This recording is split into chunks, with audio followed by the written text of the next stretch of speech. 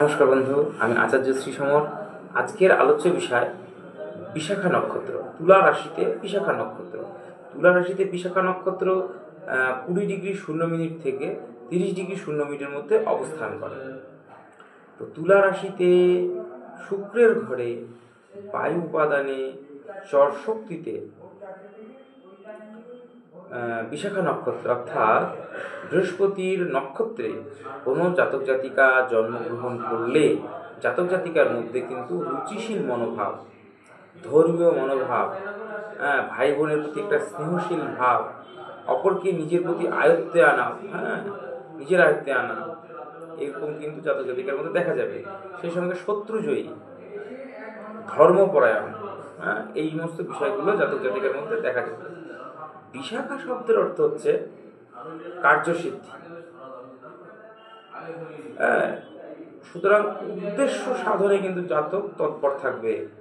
আর কি, নিজেকে ছড়িয়ে দেওয়া, ধর্মের বিধিনিষেধ মানা জাতক জাতিকার মধ্যে কিন্তু দেখা যাবে। এখন বিষয় হলো কেন এই রকম হবে। তো বিশাখা নক্ষত্র হচ্ছে বৃহস্পতির নক্ষত্র। বৃহস্পতি যে সাত্ত্বিক কারক গ্রহ, সেই কারণে জাতকের মধ্যে রুচিশীল মনোভাব, ধর্মীয় মনোভাব, ধর্মপরায়ণতা জাতক জাতিকার মধ্যে কিন্তু বর্তাবে।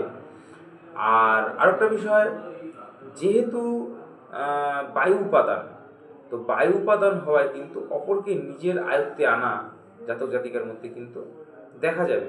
আর শুক্র গ্রহটি যে নারীকারক গ্রহ, তো বৃহস্পতির নক্ষত্রে থাকায়, মানে তুলা রাশিতে বৃহস্পতি নক্ষত্রে থাকায় জাতকের মধ্যে কিন্তু, যেহেতু বৃহস্পতি আধ্যাত্মিকতা একটা থাকবেই, তো ধর্মপরায়ণ, স্নেহ, আর যেহেতু শুক্রের ঘরে, শুক্র হচ্ছে নারীকারক গ্রহ, তো সেহেতু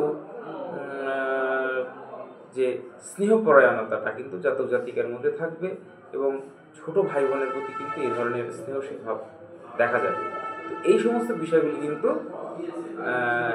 বিশাখা নক্ষত্রে, তুলা রাশিতে বিশাখা নক্ষত্রে বৃহস্পতির দশায় যেসব জাতক জাতিকারা জন্মগ্রহণ করবে তাদের এই ধরনের প্রভাব কিন্তু বর্তাবে। তো আজকে এই পর্যন্ত। নমস্কার।